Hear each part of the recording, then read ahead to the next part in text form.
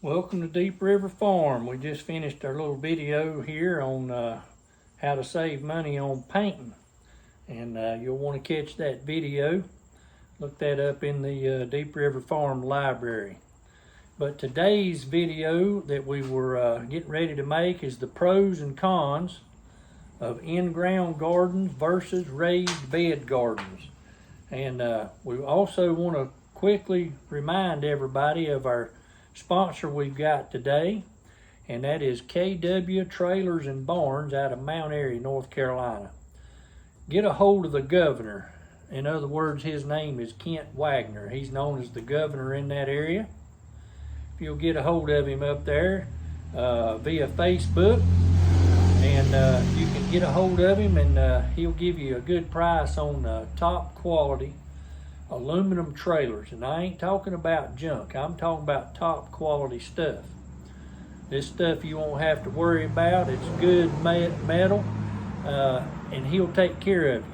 He also has financing available if you need it. He also carries a full line of barns, chicken coops, and greenhouses. So if you're interested in a storage building of that type, or greenhouse or chicken coop, give the governor a holler. Look him up on Facebook, KW Trailers and Barns. He's also on the web at that same address, .com, by the way. And he'll fix you up. Has financing available on that. He also has a full line of outdoor furniture you may want to take a look at. It's some top quality stuff, and I think you'll be impressed with what he's got here. But we wanted to talk today. Let me pick this up. I don't want my paintbrush blowing around. We want to talk today about our pros and cons of in-ground gardens versus raised bed gardens. And we're going to start out by talking about the in-ground garden. Now, when you talk about in the ground, first thing that comes to mind is you're going to have a pretty good sized piece of land to put this garden in, whether you're doing 100 by 100 or 100 by 50, still a pretty good chunk. You're going to have some equipment. Now, generally, when people has a smaller garden, they use a tiller. Well, those tillers don't come free. Best I could tell, they run anywhere from $8.99 all the way up to $2,200, depending on what brand you get, whether it's a front tine or a rear tine. You're going to spend some money there. Then you're going to have fuel to go in that booger. And, fuel's running $3 plus a gallon here, and more than that out west, and more up north. That's just the average price here. It runs anywhere from $3 to $3.25 here in central North Carolina and the southeast. So you got to take that into consideration. Then you got to change the oil in it. You got to do that once a year. You also going to have a place to store it.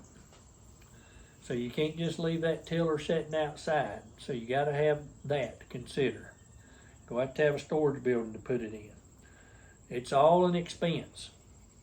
Also on in-ground gardens, you're going to use a lot more water. And if you've watched any videos out there, we're going to be doing one on some water here shortly. We've done one on how city water and county water systems will basically kill your garden. So you may want to go back in the Deep River Farm library and look for the one that says chlorine and chloramine, and then the other one is on fluoride. So take a look at those. But you're going to use a whole lot more water in an in-ground garden, especially if you're using a sprinkler system. And on soaker hoses, you're going to have more soaker hoses for that. And there's going to be a whole lot more maintenance in an in-ground garden than there is in a raised bed. And the reason being is, if you do it right, on an in-ground garden, you need 5 feet between the rows. And you say, 5 feet, what do you need so much for? Well, you got to remember, you're planting a little old tiny seed, but when that thing bushes out, even corn, even though it grows straight up, and okra too, you still got your limbs, you still got your things is going to bush out. Tomatoes, it don't matter what it is. Squash, they just blowout.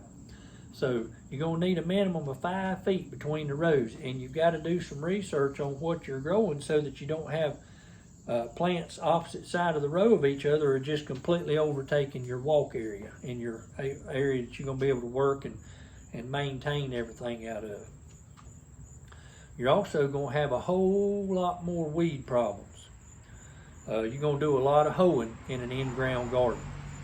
So you may want to keep that in mind. You're going to have your tiller expense and your hoeing and your water expense and stuff like that. Even if you're using a well, you're still generating electricity to power that well pump. Now, you know, we've done a video as well about talking about your ideal water. You want water that's captured rainwater, well water, water out of a creek, river, stream, or spring. That's your ideal. Stay away from county and city water. It will kill your plants. Be sure you look at those 2 videos I suggested. Let's talk about raised beds. Now, raised beds are ideal, especially if you have a drainage problem. If you've got a flat, level piece of ground, and when you've plowed it or whatever, tilled it, and you've all of a sudden got standing water, well, you got a problem. And the reason you got a problem is that water gathers down on the hard pan. And if you'll watch the videos on soil types and pHs, you'll hear us talk about that. And poor soil, you'll hear us talk about the hard pan. So go look at those 2 videos and you'll learn about the hard pan. But your water stands on that and you've got a problem there. So you need to go to raised beds. On your raised beds, you're going to have an upfront cost of building them, unless you can retrieve some lumber from job sites. And you can do that. They throw it away every day, just tons of it in the dumpsters. And your ideal raised bed will be a 4 foot wide by however long you want to build it, but no more than 4 foot wide, because at 4 foot you've got room to work it. You can work it from both sides. You can reach at least 2 feet in and gather your stuff, and you can go around to the other side and work it from the other side 2 feet. So you've got an upfront cost to build it. Then you've got your soil. Now, if you do right, you can get soil for free, and that's called black gold. Even if you live in town and you don't have any trees in your yard, the city goes around every fall with a vac truck and sucks all the leaves people rakes up to the street corners and the sides of the curb and gutter. And they suck all them leaves up and they haul them to generally the city mulch yard, and they dump them out over there and just leave them. So if you get a hold of your public works man, you can find out about getting some of this black gold. Now, the black gold, those leaves need to decompose for at least 1.5 years. And then when they have done so, dig from the bottom side, and you'll pull that shovel out, and you're going to have some deep, dark, rich black dirt known as black gold to us here in the mid-Atlantic, southeast United States.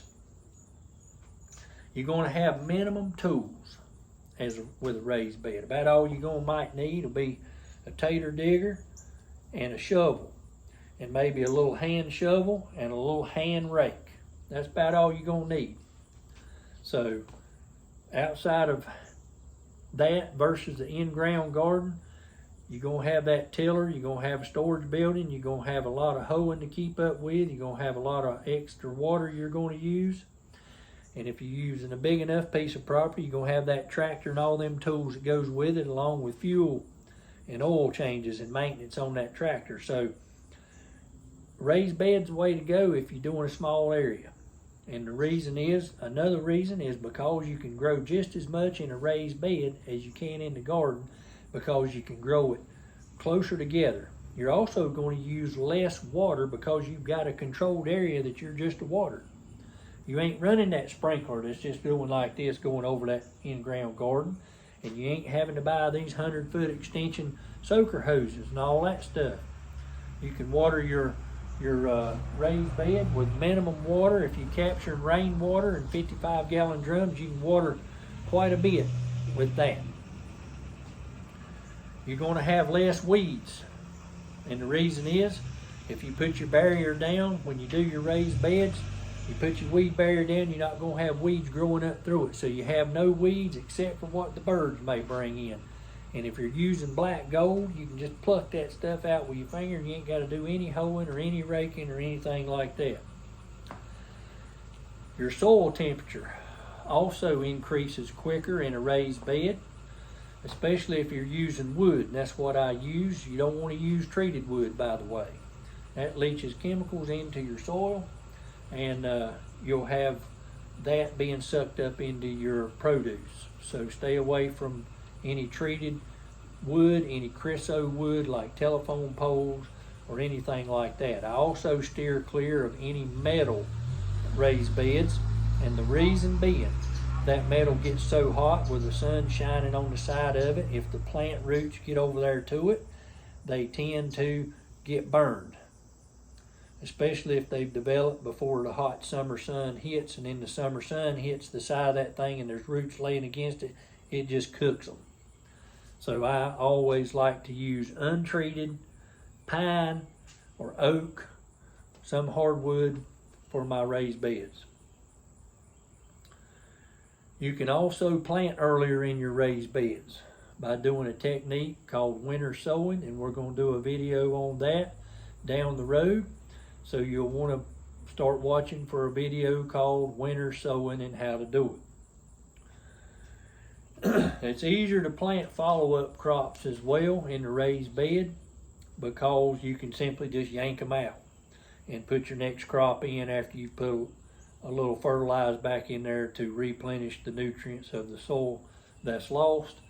And in a in-ground garden, you have to go in, you have to also pull it up, but then you also have to get that equipment back in there and till up the ground and stuff. In the raised beds, you don't have to till anything, and the reason is, if you don't walk on it, it's never compacted. Where an in-ground garden, that soil gets beat down and compacted with rainfall, and the walk areas where you walk when you're working the garden gets compacted, and that's where you have to go back in and till everything up. So I thought that might be some helpful tips for you today, the pros and cons of in-ground versus raised beds. I hope this has been beneficial for you, and I appreciate you joining us today on Deep River Farm. I hope you have a blessed evening.